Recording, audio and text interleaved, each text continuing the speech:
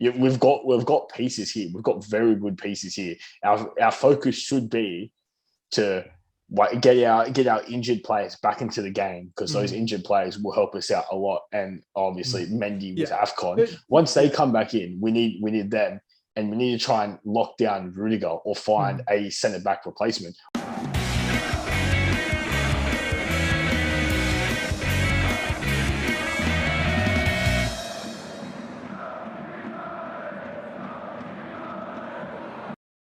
Hello, everybody. Welcome to another Game Week preview. Today, we are looking at one of the big games of this coming weekend. We are looking at Chelsea versus Tottenham at Stamford Bridge. Matt's basically dressed for the occasion already. He's ready to go. Hey, I'm always dressed for the occasion. Whenever it's Chelsea, I'm always there.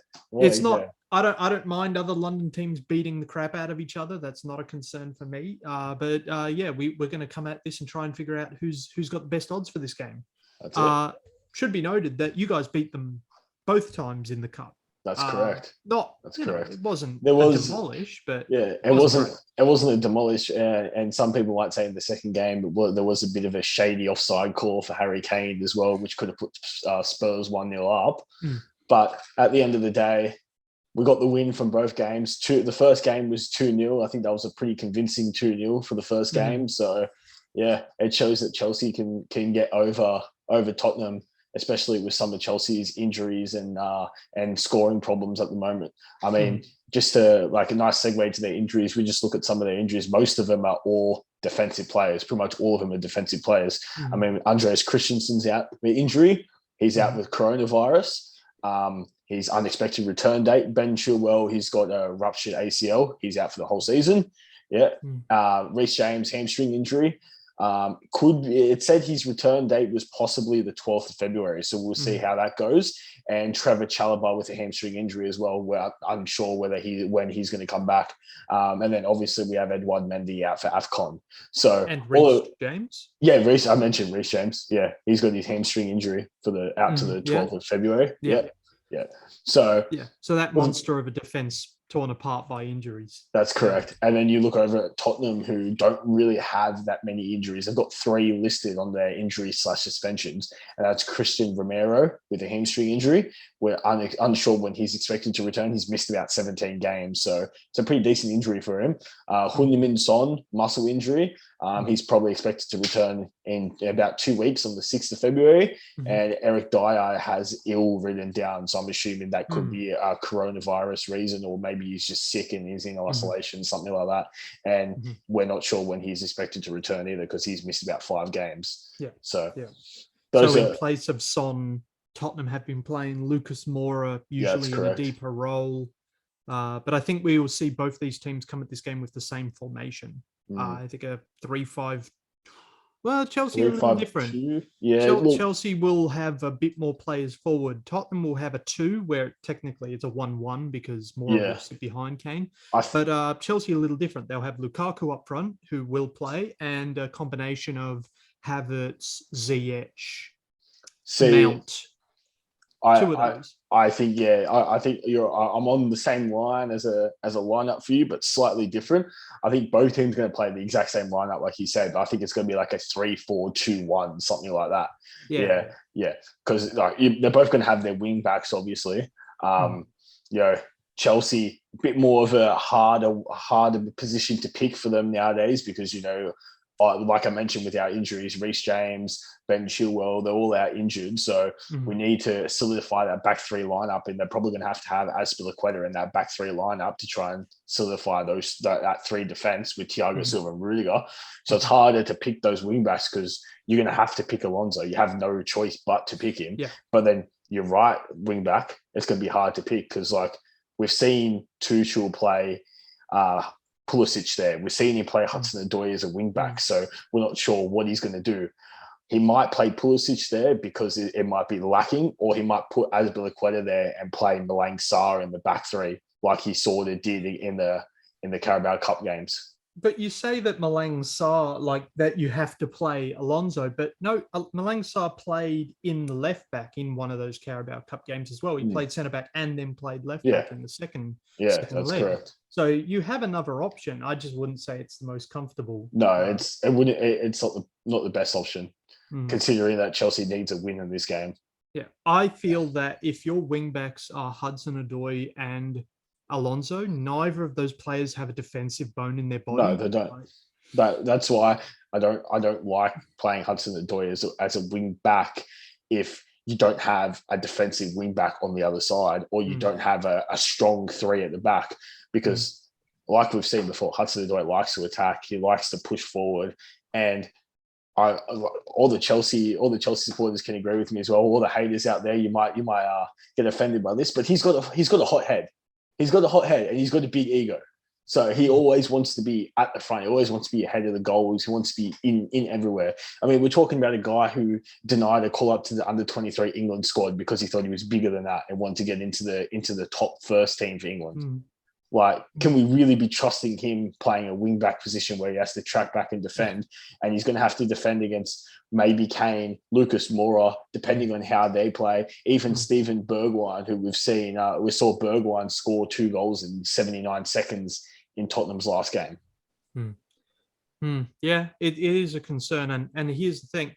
Against Brighton, Chelsea actually only played 2 centre-backs. So we're talking about 3, but there's a chance with the injuries especially that Chelsea could shift to 2 with Rudiger and Silva as that centre-back pairing. Correct. But if you're playing Alonso and Hudson-Odoi, you can't play 2 centre-backs. No, you can't.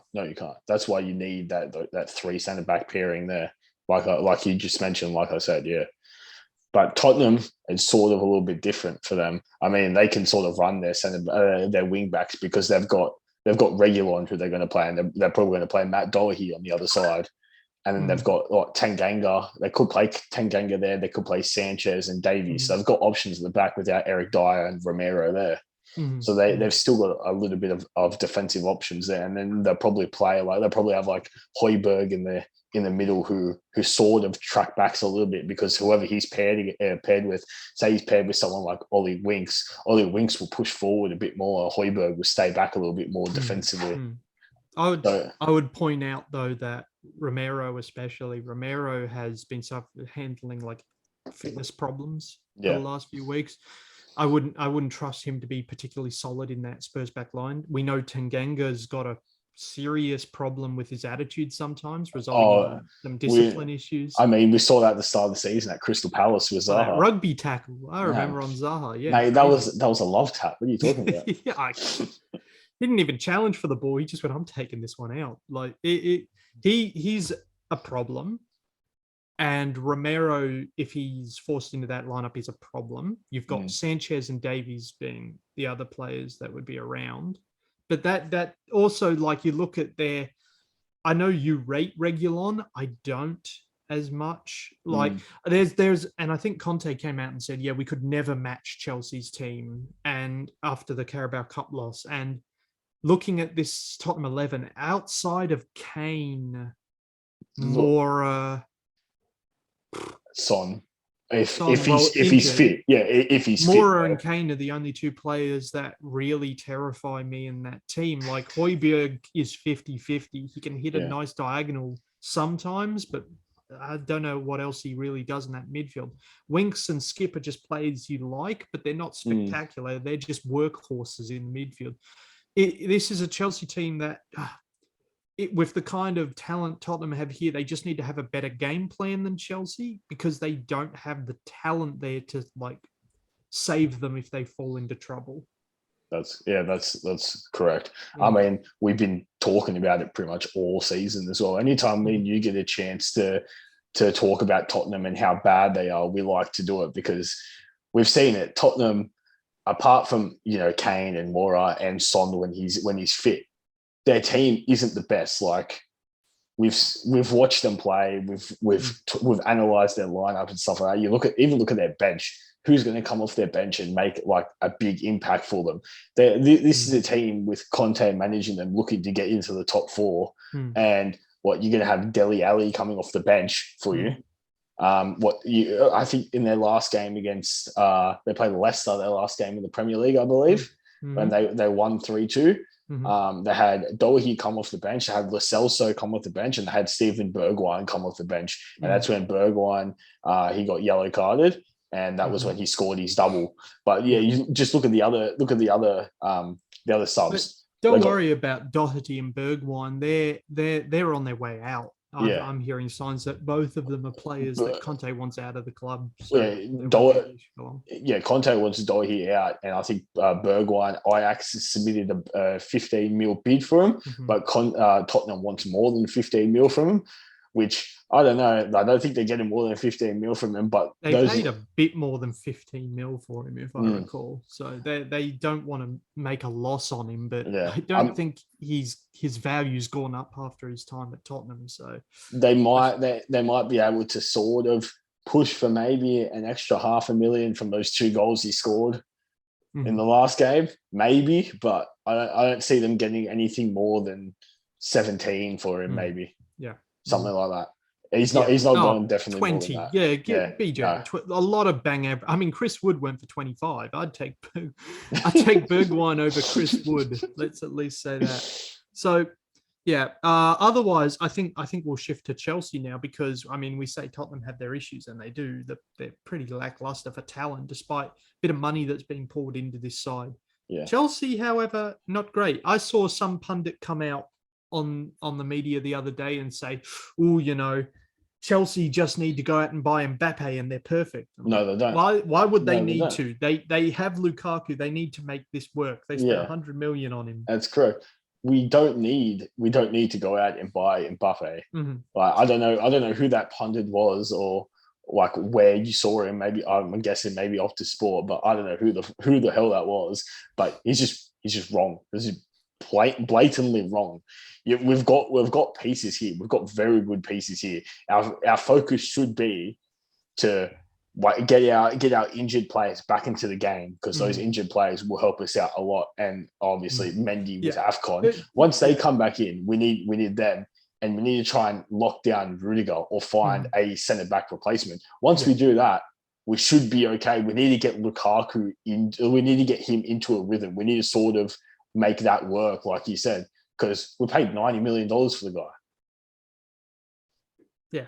We paid $90 million for him. He scored 5 goals this season. Yeah. So the concern then becomes, I mean, you're right. A lot of the problems going into this match are injuries, things that Chelsea can't control, or AFCON, which I think Mendy is a massive loss. Mendy definitely is. I mean, if you look at the game against Brighton, that last minute goal that was scored, Arrizabalaga, no chance saving that. But Mendy's a defensive god. Arrizabalaga, mate, he can leave. He can leave. He's quite a smaller figure as well than Mendy. Mendy's a giant. Kepa's not. I think that. I just think size is very important for goalkeepers nowadays. It definitely is. But even if you exclude the injuries, sure, these injuries are going to really hurt Chelsea, as it did against Brighton in the back line. They just can't be trusted not to concede. But there is another issue with this team. So they're scoring. And we've said you can't replace Lukaku. But for me, the real weakness comes from the people behind Lukaku.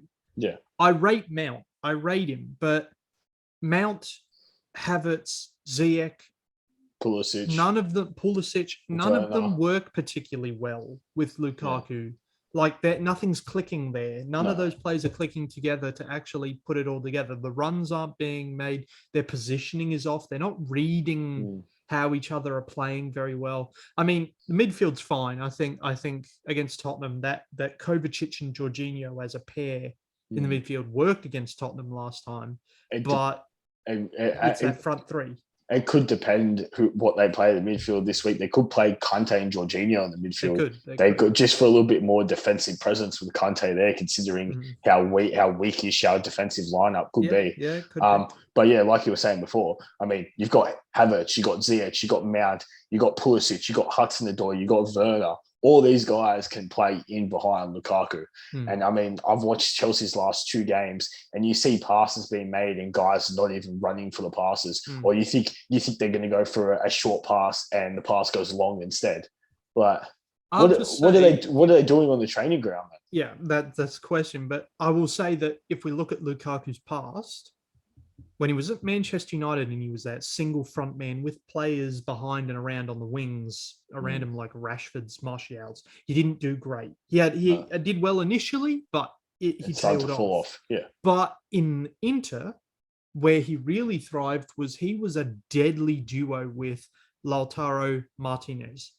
Now, as a duo, they worked really well. And we saw that early on with Lukaku playing. When the runs were being made, Lukaku holds up the ball, pushes off defenders, and makes a pass and opens up space for runs. We just don't see that anymore. And I don't know, maybe Chelsea should be looking at a two-man strike force. It can't be Werner, though. That's what I was about to say. We tried it earlier this year, but it was Lukaku and Werner. And that poses a problem that Lukaku holds the ball up. Werner's got the speed. He can dribble through, but he can't finish to save his life. Dribble through. I mean, it's at the end of the day. Let's go back to the Brighton result. Yeah. To further prove the point, you can't blame Lukaku for that result. He had 18 touches in 80 minutes. Exactly. If he's got 18 touches, I mean, you can say that he's not finding the positions himself he needs to be in to get involved in the game. That doesn't sound like the way Lukaku plays, though. Sounds more to me Chelsea just weren't getting the ball up to him. Look, that's exactly what it sounds like to me. Because if you look at Lukaku, look at how big he is in size. Look at the centre backs for Brighton. Mm-hmm. He can bully pretty much almost any centre back in the league. There are maybe a couple that might give him a little bit of a showdown, but he pushes them once or twice. They get a yellow card. They stop to him. But most centre backs, they can't handle his strength.